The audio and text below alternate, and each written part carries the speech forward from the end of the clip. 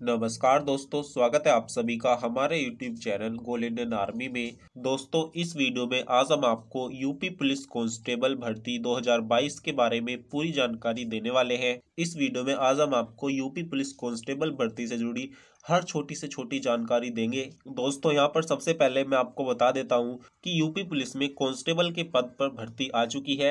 यहाँ पर आपकी 26,210 पदों पर भर्ती निकली हुई है। इसके साथ ही फायरमैन के पदों पर भी भर्ती यहाँ पर आई है और इसके लिए मेल और फीमेल दोनों कैंडिडेट्स अप्लाई कर सकते हैं। और ये एक ऑल ओवर इंडिया वैकेंसी है, यानी कि आप किसी भी राज्य से बिलोंग करते हो, इसके लिए आप अप्लाई कर सकते हैं। तो इस वीडियो में आज हम आपको इसकी age limit, height, weight, qualification, running, form fees, आपका फॉर्म ऑनलाइन भरा जाएगा या ऑफलाइन भरा जाएगा, इसमें पहले फिजिकल होगा या रिटिन होगा, और इसके ऑनलाइन फॉर्म कब से भरे जाएंगे, आपका फिजिकल में क्या होता है, रिटिन एग्जाम में क्या होता है, और यहाँ पर एज और हाइट में कितनी छूट मिलने वाली है, इन सभी की A to Z जानकारी आज हम आपको इस वीडियो में देने वाले हैं। तो आप बने रहिए इस वीडियो में हमारे साथ लास्ट तक। तो चलिए दोस्तों, बिना टाइम वेस्ट किए वीडियो को शुरू करते हैं। तो साथियों, यहाँ पर सबसे पहले बात कर लेते हैं क्वालिफिकेशन की। तो यहाँ पर मैं आपको बता देता हूँ कि यूपी पुलिस कांस्टेबल का ऑनलाइन फॉर्म भरने के लिए आपकी जो क्वालिफिकेशन होनी चाहिए वो 12th पास होनी चाहिए। केवल आपने 12th पास कर रखी हो किसी भी बोर्ड से और किसी भी सब्जेक्ट से, यानी कि चाहे आपके पास आर्ट हो, साइंस हो, कॉमर्स हो, कोई भी सब्जेक्ट आपके पास हो, केवल 12th पास होना चाहिए। अगर आपने 12th पास कर रखी है तो आप इसके लिए फॉर्म अप्लाई कर सकते हैं। तो अब बात करते हैं कि क्या यूपी वाले ही इसका फॉर्म भर सकते हैं। यूपी से अलग जो राज्य हैं, बिहार है, राजस्थान है, छत्तीसगढ़ है, पंजाब है, क्या इन सभी राज्य के कैंडिडेट अप्लाई नहीं कर सकते? तो यहाँ पर मैं आपको बता देता हूँ कि चाहे आप किसी भी राज्य से हो, आप इसका फॉर्म अप्लाई कर सकते हैं। आप चाहे बिहार से हो, चाहे राजस्थान से हो, चाहे छत्तीसगढ़ से हो, चाहे कर्नाटक से हो, कहीं से भी हो, आप इसका फॉर्म अप्लाई कर सकते हैं। तो यहाँ पर ये बात हो गई आपकी क्वालिफिकेशन की। तो अब बात करते हैं यहाँ पर एज लिमिट की। तो यहाँ पर जनरल कैटेगरी के मेल कैंडिडेट की एज लिमिट 18 से 22 साल होनी चाहिए। यानी कि अगर आप मेल कैंडिडेट हैं, जनरल कैटेगरी में आते हैं, तो आपकी जो एज है वो 18 से 22 साल के बीच होनी चाहिए। लेकिन पिछली भर्ती में क्या हुआ था कि पिछली भर्ती में 1 साल की छूट यहाँ पर दी गई थी। तो 18 से 23 साल पिछली बार यहाँ पर एज लिमिट रखी गई थी। सभी कैटेगरी को 1-1 साल की छूट दी गई थी। तो यहाँ पर इस बार ये देखने वाली बात होगी कि इस भर्ती में ये 1 साल की छूट देते हैं या फिर नहीं देते। लेकिन रूल्स के अकॉर्डिंग जो एज लिमिट होती है वो 18 से 22 होती है। और अगर आप ओबीसी, एससी या फिर एसटी कैटेगरी में आते हैं तो यहाँ पर आपकी एज 18 से 27 साल के बीच होनी चाहिए। और वही अगर बात करें फीमेल कैंडिडेट की, तो यहाँ पर जनरल कैटेगरी की फीमेल्स की एज लिमिट 18 से 25 साल होनी चाहिए। और अगर बात करें ओबीसी, एससी या फिर एसटी कैटेगरी की लड़कियों की, तो यहाँ पर इनकी जो एज लिमिट है वो 18 से 30 साल के बीच होनी चाहिए।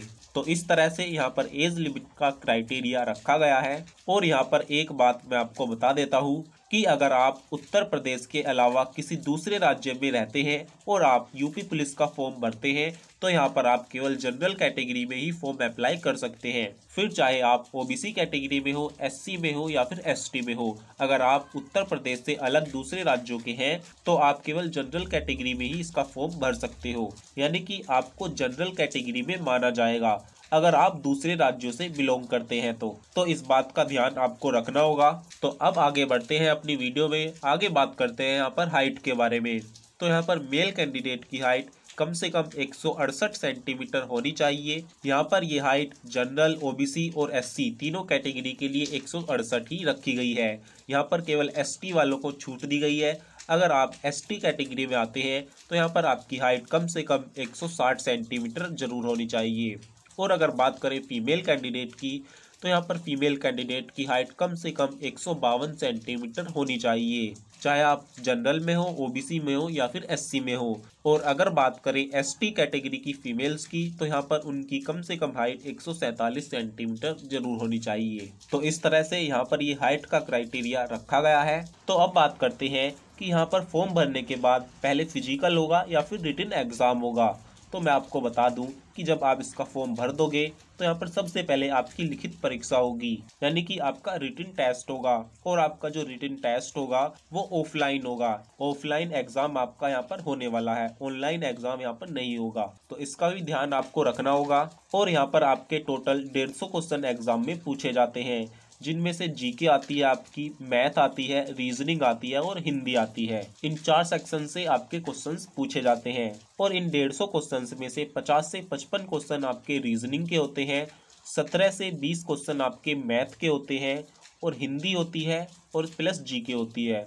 तो ये 4 सेक्शन से आपके क्वेश्चंस पूछे जाते हैं। तो इस तरह से आपकी लिखित परीक्षा वहां पर होती है। लिखित परीक्षा में आपको 4 विकल्प मिलते हैं, 4 में से आपको एक सही उत्तर पर टिक लगाना होता है। और जो बच्चा इसकी लिखित परीक्षा को पास कर लेता है फिर उसको फिजिकल के लिए बुलाया जाता है। फिजिकल में आपकी रनिंग होती है। अगर बात करें रनिंग की तो यहाँ पर मेल कैंडिडेट को 4800 मीटर की रनिंग लगानी होती है 25 मिनट के अंदर। और अगर बात करें फीमेल कैंडिडेट की तो यहाँ पर फीमेल को 2400 मीटर की रनिंग लगानी होती है 16 मिनट के अंदर। तो फिजिकल में केवल यही होता है और वहाँ पर आपका हाइट मापी जाती है और वेट वगैरह वहाँ पर चेक होते हैं। बात करें वेट की तो मेल कैंडिडेट का वेट कम से कम 50 केजी तो होना ही चाहिए। और अगर बात करें फीमेल कैंडिडेट की तो यहाँ पर फीमेल का वेट कम से कम 45 केजी तो होना ही चाहिए। तो इस तरह से वहाँ पर आपकी रनिंग करवा ली जाती है, फिजिकल कंप्लीट हो जाता है। और अगर बात करें इसके फॉर्म की तो मैं आपको बता देता हूँ कि इसका जो फॉर्म है वो आपका ऑनलाइन भरा जाएगा।